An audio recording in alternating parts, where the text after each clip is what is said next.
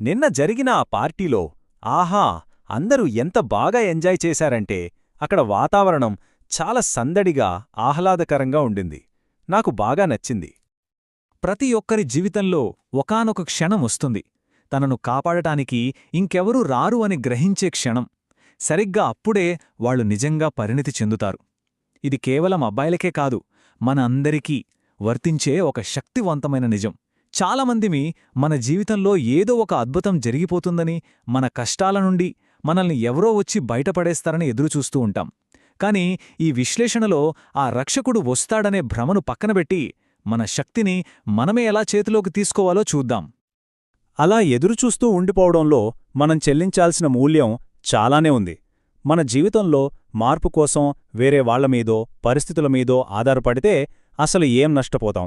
ఈ నిరీక్షణ మన సమయాన్ని, మన శక్తిని, మన అవకాశాల్ని ఎలా తినేస్తుందో అర్థం చేసుకుందాం. ముందుగా మనం ఒక కఠినమైన నిజాన్ని అంగీకరించాలి. జీవితంలో ఏ విషయంలోనైనా సరే మనల్ని ముందుకు నడిపించడానికి ఎవరూ రారు. మనల్ని వెనక నుండి తట్టడానికి, కష్టపడి పని చెయ్యమని ప్రోత్సహించడానికి ఎవ్వరూ రారు. ఆ పట్టుదల, ఆ కసి మనలో నుంచే పుట్టాలి. అలాగే మన జీవితాన్నే మార్చేసే పెద్ద పెద్ద ప్రాజెక్టులున్నాయి కదా, అవి వాటంతటవే మొదలవు. ఆ గొప్ప బిజినెస్ ప్లాన్ని మనమే రాయాలి, ఆ మొదటి అడుగు మనమే వెయ్యాలి. ఇది కేవలం పెద్ద లక్ష్యాలకే కాదు, మన రోజువారీ పనులుక్కూడా వర్తిస్తుంది. ఆరోగ్యం కోసం వ్యాయామం చెయ్యాలన్నా, క్రమశిక్షణతో ఉండాలన్నా అన్నీ మనమే చూసుకోవాలి. ఎవరో వచ్చి మన బదులు ఇవి చెయ్యరు. పైకి చిన్న విషయాలుగా అనిపించినా మన జీవితాన్ని నిర్మించే పునాదిరాళ్లివే. అయితే ఈ నిజం తెలుసుకున్న క్షణం నిరాశపడాల్సిన అవసరం లేదు. నిజానికి ఇది మన ఆలోచనా విధానంలో ఒక అతి పెద్ద మలుపు. నిస్సహాయత నుండి శక్తివంతంగా మారే క్షణం ఇది. అవును, నిష్ఠుర సత్యం ఇదే. మనల్ని కాపాడటానికి ఎవ్వరూ రావడం లేదు. కాని ఒక్కసారి ఆలోచించండి, ఇది మనకు స్వేచ్ఛనిచ్చే మాట. ఎందుకంటే మన జీవితానికి మనమే పూర్తి బాధ్యులమని అర్థమైనప్పుడు దాన్ని మార్చే శక్తి కూడా మనకే వస్తుంది.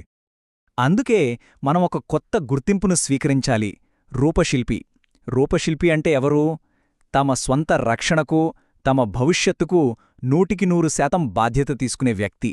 ఇకపై రక్షకుని కోసం ఎదురుచూడటం కాదు, మన భవిష్యత్తుకు మనమే రూపశిల్పులుగా మారటం. మరి ఈ కొత్త ఆలోచనా విధానం మన భవిష్యత్తుకు ఎలాంటి దారులు తెరుస్తుంది? ఇక్కడ బాధ్యత అనేది భారం కాదు, అదొక గొప్ప శక్తి. మన ముందు ఇప్పుడు 2 మార్గాలు చాలా స్పష్టంగా ఉన్నాయి.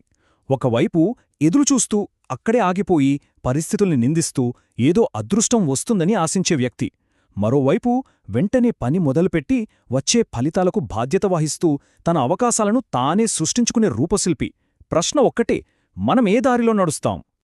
ఈ బాధ్యత కేవలం మనమొక్కరితోనే ఆగిపోదు. ఇది తరతరాలపై ప్రభావం చూపిస్తుంది. మన వంశవృక్షాన్ని శాశ్వతంగా మార్చగలిగే శక్తి మన చేతుల్లోనే ఉంది. మన నిర్ణయాలు, మన పనులు మన తర్వాతి తరాల భవిష్యత్తును కూడా నిర్దేశిస్తాయి. ఇంతవరకు మనం ఈ ఆలోచనల గురించి మాట్లాడుకున్నాం. సరే, ఇప్పుడు ఈ భావనను మన నిజ జీవితంలోకి ఎలా తీసుకురావాలి?